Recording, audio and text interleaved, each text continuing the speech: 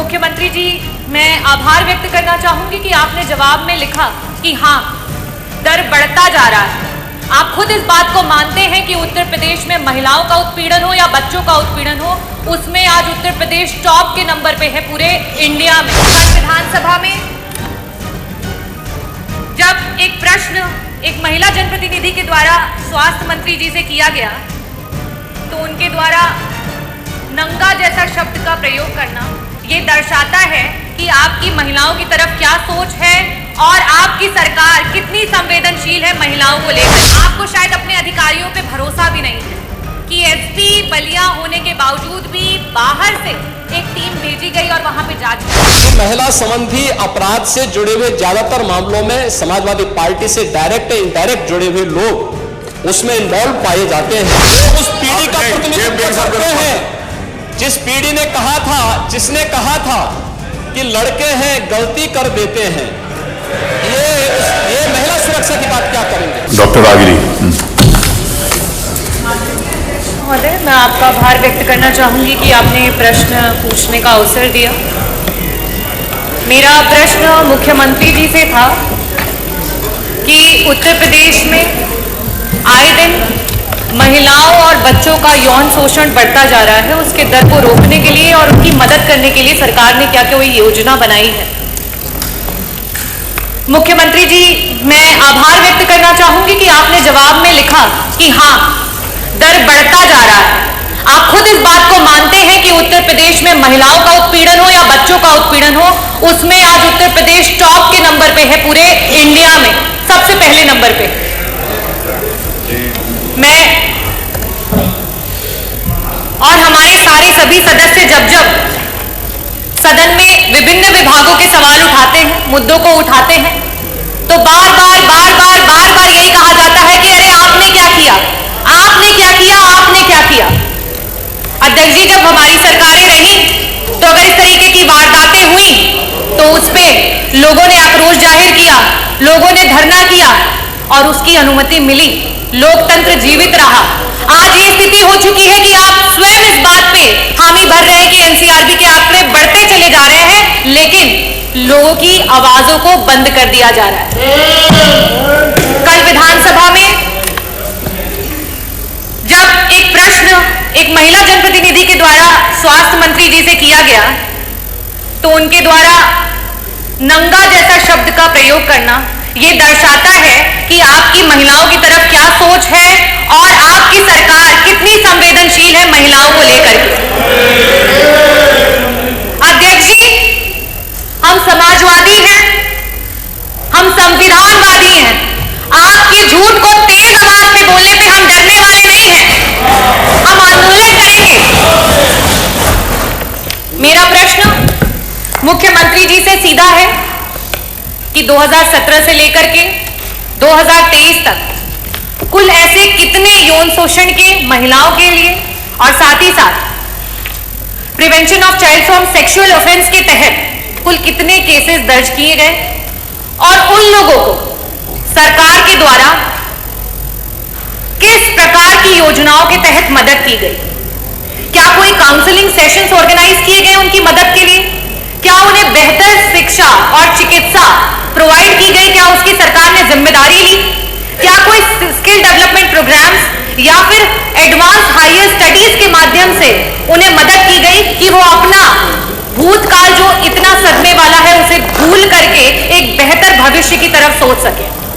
मेरा दूसरा प्रश्न आपसे यह है कि अभी हाल फिलहाल में बलिया की न्यूज सभी सदस्यगण यहां है वो जानते हैं कि आज बॉर्डर्स कहीं से भी सुरक्षित नहीं है और साथ ही साथ आपको शायद अपने अधिकारियों पे भरोसा भी नहीं है कि एसपी बलिया होने के बावजूद भी बाहर से एक टीम भेजी गई और वहां पे जांच कराई गई। इन बातों के मद्देनजर मैं ये पूछना चाहती हूं कि ये अपने आप में दर्शाता है कि ह्यूमन ट्रैफिकिंग आए दिन बढ़ती चली जा रही है। तो 2017 से लेकर के 2027 के बीच में टोटल महिलाओं और बच्चों को लेकर के कितने केस हैं, मुकदमे हैं लापता गुमशुदगी के जो दर्ज हुए और उनमें से कितने लोग आज भी गुमशुदा हैं आपके 8 साल के टेन्योर की सरकार में जिनको आप नहीं ढूंढ पाए हैं? कृपया इसका जवाब दें। धन्यवाद। माननीय मुख्यमंत्री जी। अध्यक्ष जी, माननीय सदस्य ने एक बहुत महत्वपूर्ण मुद्दे की ओर सदन का ध्यान आकर्षित किया है और वास्तविक तथ्य इस माननीय सदन के समक्ष आने चाहिए। महिला और बाल सुरक्षा और खासतौर पर सेक्सुअल हैरेसमेंट से जुड़े हुए जो मुद्दे होते हैं वह केवल बाहर से ही नहीं होते हैं। इसके दोनों तरीके हैं, घर के अंदर भी और घर के बाहर भी। और इसलिए दोनों मुद्दों को ध्यान में रख करके सरकार ने इस दिशा में जो ठोस कदम उठाए हैं वह इस सदन के सभी माननीय सदस्यों के संज्ञान में बहुत आवश्यक है। अगर मैं महिला संबंधी अपराध को, जिसमें घरेलू हिंसा से जुड़ी हुई जो या सेक्सुअल हैरेसमेंट से जुड़ी हुई जो मामले होते हैं, इन सब की तुलना करो तो सबसे पहले माननीय सदस्य को मैं इस बात के बारे में अवगत करा दूं कि 2016 की तुलना में दहेज जैसी घटना के बारे में देखें तो 2016 की तुलना में 2016 में कुल घटनाएं घटित हुई थी, उनकी तुलना में 23-24 के बीच में लगभग 17.5% की कमी घटनाओं में आई है। बलात्कार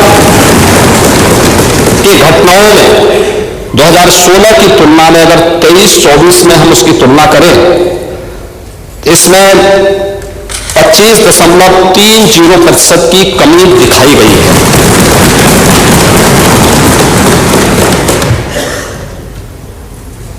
लेकिन अगर हम इन सभी बातों को ध्यान में रखें कि 17 से लेकर के 24 के बीच में महिला और बालिग जो नाबालिग बच्चे हैं उनके खिलाफ यौन उत्पीड़न से जुड़े हुए जो मामले हैं, उनमें से प्रदेश सरकार ने अपने प्रोसिक्यूशन विंग को मजबूत करने का परिणाम सामने आया है। 24,402 प्रकरण में अभियुक्तों को अब तक सजा दिलाई जा चुकी है। 17 से लेकर 24 के बीच में पास्को अधिनियम के अंतर्गत 9,875 अभियोगों में सजा दिलाई गई है। 2022 से 24 के मध्य में महिलाओं के विरुद्ध पास्को अपराध में न्यायालय के द्वारा 16,718 अभियुक्तों को सजा दी गई है, जिनमें 21 को मृत्युदंड, 1713 को आजीवन कारावास, 4,653 को 10 वर्ष या उससे अधिक के कारावास और 10,331 को 10 वर्ष से कम की कारावास की सजा भी दी गई है। और मुझे बताते हुए दुख है कि एंटी रोमियो स्क्वाड का जब हमने गठन किया था, सबसे पहले समाजवादी पार्टी ने इसका विरोध किया था, उसने विरोध किया था। और मुझे बोलने में भी कोई संकोच नहीं है कि महिला संबंधी अपराध से जुड़े हुए ज्यादातर मामलों में समाजवादी पार्टी से डायरेक्ट या इनडायरेक्ट जुड़े हुए लोग उसमें इन्वॉल्व पाए जाते हैं। और यही नहीं, महिला संबंधी अपराध में ये उस पीढ़ी का प्रतिनिधित्व करते हैं, जिस पीढ़ी ने कहा था, जिसने कहा था कि लड़के हैं गलती कर देते हैं। ये महिला सुरक्षा की बात क्या करेंगे? ये महिला सुरक्षा के लिए तो समाजवादी स्वयं ही एक गंभीर खतरा है। और इसीलिए महिला सुरक्षा के बारे में प्रदेश सरकार पूरी तरह सचेत है, सक्रिय है। हर बेटी को भी, हर व्यापारी को भी सुरक्षा प्रदान करने के लिए पूरी तरह प्रतिबद्ध है।